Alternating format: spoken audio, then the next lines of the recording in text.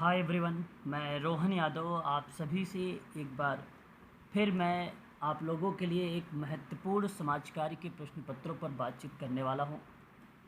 विगत वर्ष का यूजीसी नेट समाज कार्य का ये द्वितीय प्रश्न पत्र के अंतर्गत दिसंबर 2015 का सोशल वर्क का तृतीय प्रश्न पत्र है और इसके अंतर्गत आज मैं सेकंड पार्ट पर आप लोगों से बातचीत करने वाला हूं। जिन बच्चों ने यूजीसी नेट समाज कार्य का पहले 2 पेपर हुआ करता था, एक समाज कार्य द्वितीय प्रश्न पत्र जिसमें 50 क्वेश्चन आया करते थे और एक समाज कार्य तृतीय प्रश्न पत्र आता था जिसमें 75 क्वेश्चन आते थे, यानी 75 क्वेश्चन। तो पार्ट 2 समाज कार्य यूजीसी नेट का मैंने 50 क्वेश्चंस की वीडियो बना दिया है, आप लोगों को प्रोवाइड करा दिया, वो पब्लिक है। और उसके बाद मैंने तृतीय प्रश्न पत्र पर भी एक पार्ट बना दिया जहाँ पे क्वेश्चन नंबर 31 तक मैंने आपको करवाया है कि एफ टेस्ट की शुरुआत जो है R.A. फिशर के द्वारा किया गया था। हालांकि मैंने कल भी एक क्लास आप लोगों के लिए पब्लिक किया है 1 घंटे का, जो जून 2019 का सोशल वर्क का प्रश्न पत्र था। जिन बच्चों ने अभी तक मेरे प्रश्नों पर या समाज कार्य की जितने भी मैंने क्वेश्चन पेपर करवाए हैं, उन लोगों ने अगर नहीं देखा है तो मेरे चैनल पर विजिट कर लीजिए मास्टर क्लासेस पर। आप मास्टर क्लासेस में जब विजिट करेंगे तो आप वीडियो में जाइएगा, वहाँ पर आपको जो है एक क्रम में वीडियो मिल जाएगी, जितनी भी वीडियोस पब्लिक की गई होंगी। प्लेलिस्ट नहीं मिल पाएगा क्योंकि प्लेलिस्ट हिडन किया गया है, ठीक है, अनलिस्टेड किया गया है। तो मैं अपने यूट्यूब चैनल पर समाज कार्य के संबंध में संपूर्ण जानकारी आप लोगों को प्रोवाइड कराता हूं। जैसा कि आप सब जानते भी हैं कि मैं MP सेट, MPPSC, DSSB और UGC नेट की मेरे यूट्यूब चैनल पर तैयारी करवाई जाती है। शुरुआत करते हैं क्वेश्चन नंबर 32 से।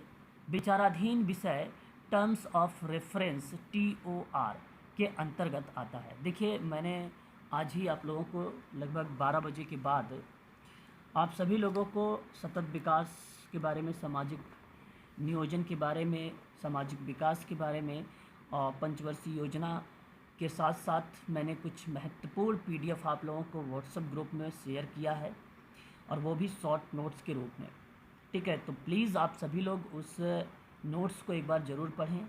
इस समय आप लोगों के पास जो 5 से 6 दिन बचा हुआ है UGC नेट के पेपर के लिए, मैं जितनी भी PDF आपको टेलीग्राम पर या व्हाट्सएप ग्रुप पर प्रोवाइड करा रहा हूँ उसे आप ज़रूर देखेंगे, ठीक है। तो मैंने एक PDF भी आप लोगों को बेसिकली वहाँ पे पब्लिक भी किया है ना, पब्लिक भी किया है।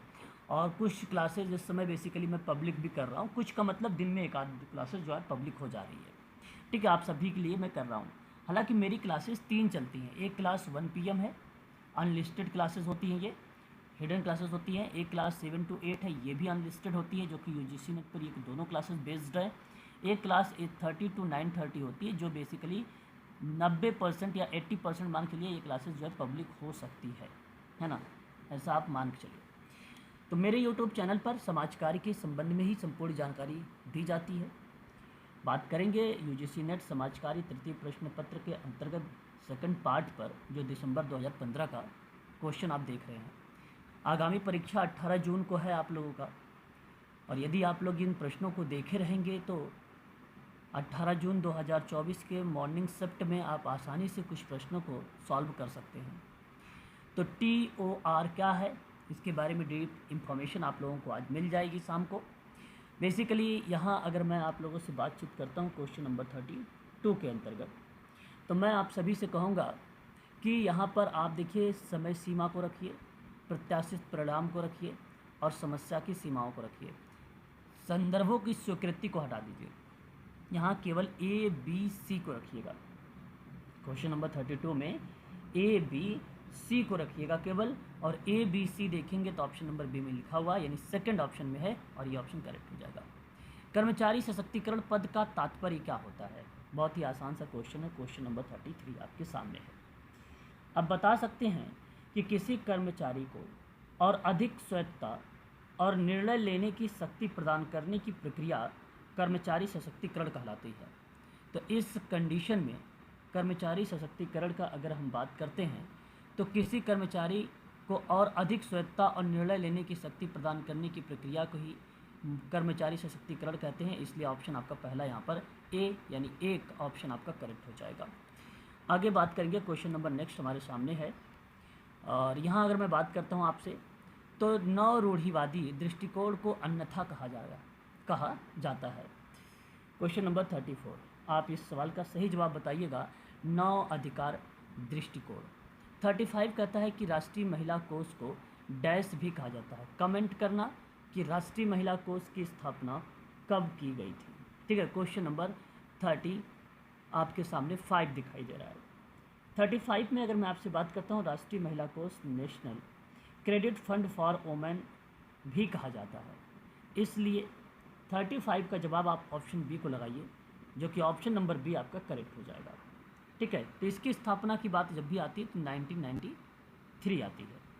क्वेश्चन नंबर 36, निम्नलिखित में से कौन सा सामान्य तौर पर वृद्धावस्था से संबंधित है? वृद्धावस्था से संबंधित है। क्वेश्चन नंबर आपके सामने 36 नंबर का सवाल है, जो अल्जाइमर रोग से रिलेटेड है। आपका ऑप्शन सेकंड करेक्ट होगा। क्वेश्चन नंबर 37, भारत के संविधान का अनुच्छेद 275 डैश के लिए विशेष अनुदान का अनुबंध करता है। तो मैं आप लोगों से कहूँगा कि जनजाति कल्याण पर बात करता है ये। क्वेश्चन नंबर 38, सामाजिक विकृति विज्ञान का क्या अर्थ होता है? मेडिकल सोशल वर्क अगर स्टूडेंट हैं आप, तो आप इस प्रश्न को अवश्य ध्यान में रखें 38 को। तो इस प्रश्न का जो सही जवाब जाएगा, सामाजिक बुराइयों की उन्नति, प्रकृति और कारणों का अध्ययन होता है। ऑप्शन नंबर 3 सही होगा। सामाजिक विचलन उस व्यवहार को दर्शाता है जो रिप्रेजेंट किए गए हैं 4 कोड। तो इस प्रश्न का अगर मैं आपसे बात करता हूँ, तो अस्वीकृत दिशा में है सामाजिक विचलन, तभी तो विचलन है। समाज की सहन करने की सीमा से बाहर है, तभी तो विचलन है, क्योंकि बाहर है। समाज के मानकों का उल्लंघन है, क्योंकि उल्लंघन है यहाँ पे। सामाजिक क्रिया का जो है आमंत्रित करना, ये भी एक पॉजिटिव के दृष्टिकोण से देखा जाए सामाजिक विचलन के व्यवहारों में तो सत्य है। तो मैं आप लोगों से कहूँगा कि 39 का आप देखिए, जिस ऑप्शन में 4 पॉइंट शामिल हो उस पॉइंट को आप यहाँ पे शामिल कर सकते थे। ठीक है, तो यहाँ पर करेक्ट जवाब जाएगा option D, A, B, C, D आपका करेक्ट होगा। क्वेश्चन नंबर 40 कहता है, निम्नलिखित में से कौन सा पीड़ित रहित अपराध है? क्वेश्चन नंबर 40, आप सभी लोग बता सकते हो मुझे इस सवाल का जवाब। जुआ खेलना पीड़ित रहित अपराध कहा जाता है इसको। ठीक है, तो मैं अपने YouTube चैनल पर समाज कार्य के संबंध में आप सभी के लिए एक नया बैच स्टार्ट किया हूँ, जो 25 जून 2024 से स्टार्ट हो रहा है। यूनिट के क्रम में चलेगा आप लोगों का। आपको PDF प्रोवाइड कराई जाएगी, टेस्ट भी आप लोगों का करवाया जाएगा एक टॉपिक समाप्त होने के बाद। प्रैक्टिस वगैरह सारी चीज़ें हैं, PYQ भी इसमें शामिल है, और 6 महीने के अंदर आपके सिलेबस को भी इस बार कवर किया जाएगा। तो मैं अगर आपसे बात करता हूँ, इसकी जो फीस रखी गई है मात्र 4000 रखी गई है वन टाइम पेमेंट में। और यदि आप इसे 2 किस्तों में करना चाहते हैं तो 2500 रुपये करके 2 किस्तों में भी आप इसकी फ़ीस को जमा करके एडमिशन ले सकते हैं। ठीक है, तो सोशल वर्क में ऑनलाइन क्लासेस UGC नेट के ऊपर ये टोटली जो है बेस्ड है। 7 से 8 बजे की क्लास का समय है। फीस इसकी 4000 है। इंस्टॉलमेंट में 2500 करके पड़ेगी, तो वह आपकी 2 किस्त बन जाएगी। वहीं अगर हम बात करते हैं DSSB सोशल वेलफेयर ऑफिसर की जो वैकेंसी निकाली गई है, उसके लिए अगर मैं बात करता हूं तो 20 जून 2024 से इसकी क्लासेस बेसिकली पहले चलाई गई है, और अस्थायी रूप से इसे थोड़ा सा बंद किया गया है क्योंकि UGC नेट का एग्ज़ाम आने की वजह से। और फिर ये आपकी 20 तारीख से सतत तरीके से अपने निर्धारित समय 8:30 बजे से चलना स्टार्ट हो जाएगी। यदि आप इसकी क्लास आप लेना चाहते हैं, नोट्स मिलेगा, क्लासेस भी मिलेंगे, आपको क्वेश्चंस मिलेंगे, प्रैक्टिस करवाई जाएंगी, सारी चीज़ें इन्वॉल्व किया जाएगा। केवल फीस इसकी 1999 रुपये है। ठीक है ना। क्रिमिनोलॉजी हम लोग टॉपिक स्टार्ट करने वाले हैं 20 तारीख से। ठीक है, वहीं बात करते हैं हम लोग सोशल वर्क में। अगर हम बात करते हैं सोशोलॉजी के लेकर MP सेट का भी एक प्रकार से अगर मैं बात करता हूँ, तो एक नया बैच ये स्टार्ट हो रहा है, टोटली 0 लेवल से स्टार्ट हो रहा है। टाइम इसका जो है दोपहर का है 1 PM, और ये 20 जून से स्टार्ट हो रहा है। फीस इसकी मात्र रखी गई है 3000 रुपीज़, है ना। आगे हम बात करते हैं, एक क्लास हमारे यहाँ और चलेगी MPPSC सोशोलॉजी की 20 जून से ही। यहाँ पे यूनिट नंबर 7 आपका चल रहा था, या 8 पर हम लोग बातचीत कर रहे थे। तो ये मैं आप लोगों को देख कर बताऊँगा वीडियोस के माध्यम से। फिर क्लासेस आपको सतत तरीके से दोपहर 1 बजे से कंटिन्यू कर दूँगा, क्योंकि समाजशास्त्र पर ये टोटली बेस्ड है। अब आप चाहते हैं कि मुझसे इन सभी क्लासेस के बारे में जानकारी, तो इसके लिए अगर आप चाहते हो कॉल करके पूछना, तो मेरा नंबर है 7827550998 है। यदि आप मुझसे व्हाट्सअप के माध्यम से बातचीत करना चाहते हैं, तो मेरा नंबर है व्हाट्सअप वाला 8506031308 है, ये नंबर है मेरा। आगे बात करेंगे क्वेश्चन नंबर नेक्स्ट पर, और अगला क्वेश्चन हमारे सामने यहाँ पर प्रस्तुत है। कहता है कि आप सभी लोगों से कि संकट के समय टोल फ्री हेल्पलाइन नंबर है एक 1098 किस वर्ग के व्यक्तियों की सहायता करता है। ये मैं आपको पढ़ा भी चुका हूँ और आप बता भी सकते हो कि बच्चों से संबंधित है। क्वेश्चन नंबर 42, भारत में एनसीआरबी का तात्पर्य क्या हो सकता है। राष्ट्रीय अपराध रिकॉर्ड ब्यूरो है ये, भारत सरकार गृह मंत्रालय के साथ संलग्न एक कार्यालय है और इस ब्यूरो का प्रमुख उद्देश्य है भारत की पुलिस के आधुनिकीकरण और सूचना प्रौद्योगिकी में मशक्कत करना। तो मेरा कहने का आशय यहाँ पर है नेशनल क्राइम रिकॉर्ड ब्यूरो, और सही जवाब बेसिकली ऑप्शन नंबर पहला करेक्ट होगा। बोस्टन स्कूल संबंधित है किससे। क्वेश्चन नंबर 43, आप सभी लोग जवाब दे सकते हो युवा अपचारी से। बात करेंगे अगले क्वेश्चन पर। कहता है कि एक धनात्मक सहसंबंध होता है जब जहाँ धनात्मक हो, ऋणात्मक नहीं, जहाँ धनात्मक होता है तो उस कंडीशन में आप लोग क्या बोलेंगे कि दो चर एक समान दिशा में चलते हैं। अगर विपरीत दिशा में चलेंगे तो ऋणात्मक हो जाएंगे। ऑप्शन नंबर आपका सेकंड सही हो जाएगा। दत्तव्य निधि अधिनियम किस वर्ष पारित किया गया है। क्वेश्चन नंबर 46, आप जवाब दे सकते हैं कि दत्तव्य निधि अधिनियम पारित हुआ था 1890 में। सही जवाब ऑप्शन नंबर थर्ड होगा। टीकाकरण मिशन जिसकी स्थापना बच्चों में रोगग्रस्तता और मृत्यु दर को कम करने के लिए की गई एक वाह है जो रिप्रेजेंट करता है आपके सामने क्वेश्चन नंबर 47 में राष्ट्रीय प्रौद्योगिकी मिशन को। आपका ऑप्शन पहला सही चला जाएगा। आगे बात करेंगे अगले सवाल की तरफ, और अगला सवाल आपके सामने प्रस्तुत है। भारत सरकार की 12वीं पंचवर्षीय योजना निम्नलिखित में से कौन सा लक्ष्य शामिल नहीं किया गया है। मैं आप लोगों से क्लास में आज तीसरी क्लास होगी पंचवर्षीय योजना की। कारण ये है कि पंचवर्षीय योजना सामुदायिक विकास के आधार पर मैं बात कर रहा हूँ, इसलिए थोड़ा सा लंबा बढ़ रहा है। रीज़न यह है कि हर एक योजना में मैं जितनी भी बातें हैं, योजनाएं, परियोजना, कार्यक्रम वगैरह जो चलाए गए हैं उन सभी पर मैं डिस्कस कर रहा हूँ, पूरी व्याख्या सहित दे रहा हूँ आप लोगों को, शॉर्ट नोट्स वगैरह भी। तो इस वजह से इसकी तीसरी क्लास आज चलने वाली है जहाँ पर आपको 12वीं पंचवर्षीय योजना मिल जाएगी आज। तो 48 में सही जवाब हो जाएगा यहाँ पर HIV एड्स को कम करने के लिए 1 मिलियन के नीचे लाना। क्वेश्चन नंबर 49, सभी प्रकार के नस्लीय भेदभाव को समाप्त करने से संबंध में अंतर्राष्ट्रीय अभिसमन किस वर्ष में अंगीकृत किया गया है। आप जवाब बता सकते हैं क्वेश्चन नंबर 49 का। सही ऑप्शन होना चाहिए ऑप्शन नंबर आपका यहाँ पे 49 का सी।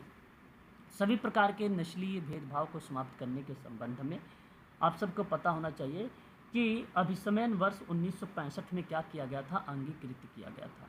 क्या किया गया था, इसे अंगीकृत किया गया था। 1969 में 1969 में इसको प्रभाव रूप से लाया गया है। प्रभाव रूप से क्या किया गया है, लाया गया है। ठीक है, इस बात को ध्यान रखिएगा। 2 पॉइंट है इसमें। क्वेश्चन नंबर 50 निम्नलिखित में से अधिकारियों को किस सेट को संयुक्त राष्ट्र संघ के बाल अधिकार संबंधी अभिसमन में शामिल नहीं किया गया है। क्वेश्चन नंबर 50 सही जवाब इसका आप बता सकते हो। ऑप्शन नंबर सी यहाँ पर करेक्ट होगा, आर्थिक। क्वेश्चन नंबर 51, बालिकाओं की उत्तरजीविता संरक्षण की सशक्तिकरण को 2015 में भारत सरकार की निम्नलिखित में से किस योजना के माध्यम से सुनिश्चित किया जा रहा है। क्वेश्चन नंबर 51 में बेटी बचाओ बेटी पढ़ाओ एक शुभारंभ योजना है जो अक्टूबर 2014 में चलाया गया था। इसका स्टार्ट आपको सभी लोगों को पता होगा 22 जनवरी 2015। ठीक है, लेकिन माध्यम जो सुनिश्चित किया गया था वो बेसिकली आपका शुभारंभ जो आप कहोगे तो वो अक्टूबर 2014 बताओगे। और इसी योजना के माध्यम से बालिकाओं की उत्तरजीविका और संरक्षण और सशक्तिकरण से सुनिश्चित करने की बात कही गई थी। क्वेश्चन नंबर 52, निःशक्त व्यक्ति समान अवसर अधिकारों का संरक्षण पूर्व भागीदारी अधिनियम है 1995 का। ठीक है, जो PWD के नाम से आप लोग जानते हैं, इसी का स्थान अब ले लिया है RPWD एक्ट। ठीक है ना। तो इसमें सुनिश्चित क्या क्या बातें की गई हैं। क्वेश्चन नंबर 52 भी इम्पॉर्टेंट है 18 जून के लिए, ध्यान से सुनिएगा। तो यहाँ पर देखिए, दृष्टिबाधित ग्रसित व्यक्तियों के लिए सार्वजनिक सड़कों की लाल पट्टियों में श्रव्य सिग्नल स्थापित करना है और व्हीलचेयर का उपयोग करने वाले को करने के लिए पैदल मार्गों को तीव्र मोड़ पर और ढलान कम करना होगा। सार्वजनिक भवनों का शौचालय, ये गलत है। और दृष्टिबाधित ग्रस्त व्यक्तियों के लिए जेब्रा क्रॉसिंग का धरातल का उत्कीर्ण करना। सही जवाब यहाँ पर तीसरा आपका सही हो जाएगा। ठीक है। क्वेश्चन नंबर 53, DDRC का अर्थ क्या होता है? क्वेश्चन नंबर 53 आपके सामने प्रस्तुत है। आप इस सवाल का जवाब मुझे बता सकते हैं कि डिस्ट्रिक्ट, है ना, disabilities rehabilitation centre, option number आपका तीसरा वाला यहाँ पे करेक्ट हो जाएगा। क्वेश्चन नंबर नेक्स्ट आपके सामने प्रस्तुत हो रहा है और सवाल कहता है आपके सामने ये कि निम्नलिखित में से, ठीक है, कौन सा सामाजिक विकास का सूचक नहीं है? 54 आप सभी लोग जवाब दे सकते हो कि औद्योगिकीकरण बेसिकली नहीं है सूचक के रूप में। 55 निम्नलिखित में से कौन सा अनौपचारिक संगठन की विशेषता यहाँ पर नहीं है? 55 आप जवाब इसका भी दे सकते हो, कार्यालयीय मानक नहीं इसकी विशेषता होगी अनौपचारिक संगठन का। क्वेश्चन नंबर अगर हम बात करते हैं यहाँ पर जो है 56, सामाजिक नीति में कौन सा मॉडल है जो हैंड मेडल मॉडल रूप में वर्णित किया गया? मैं इन मॉडलों पर सामाजिक पॉलिसीज़ में आपको पहले भी बता चुका हूँ और कौन सा मॉडल इसके रूप में वर्णित किया गया है ये मैं पढ़ा चुका हूँ आप लोगों को, ठीक है ना। 56 का सही जवाब बेसिकली ऑप्शन नंबर सी जाएगा, औद्योगिकी उपलब्धि निष्पादन मॉडल होगा। क्वेश्चन नंबर आपका 57 निम्नलिखित में से आपको चूज़ करना है सूची 1 को और सूची 2 को। मेलकॉम पाइन एक विद्वान का नाम है, ठीक है, एक विद्वान का नाम है जो मॉडर्न सोशल वर्क थ्योरी बताते हैं, मॉडर्न सोशल वर्क थ्योरी बताते हैं। लिया डोमिनल्ली की बात करता हूँ, लीना डोमिनल्ली की बात करता हूँ मैं, तो इंट्रोड्यूसिंग सोशल वर्क की बात होती है जो कि पहला पॉइंट।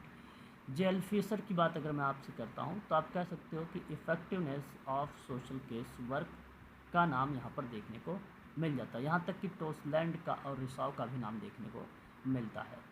लेकिन कहाँ अगर हम बात करते हैं RW टोसलैंड और बॉब रिसाव के बारे में, तो आप सबको पता होगा introduction to group work practice में इसकी एक अहम भूमिका मानी जाती है, ठीक है।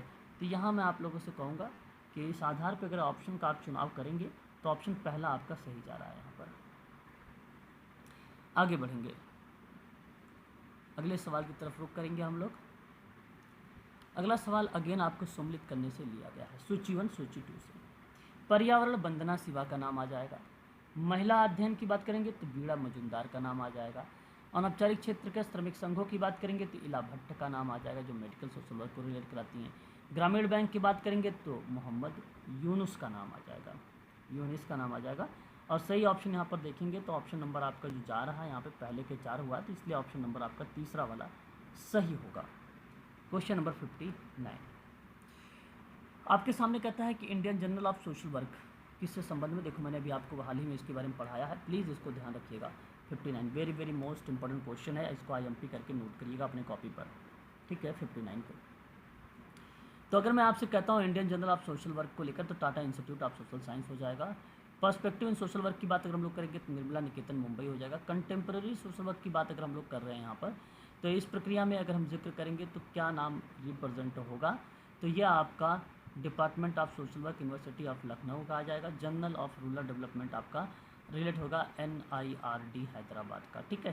तो इस सवाल का सही जवाब क्या होना चाहिए, ऑप्शन नंबर आपका तीसरा वाला यहाँ पर सही माना जाएगा।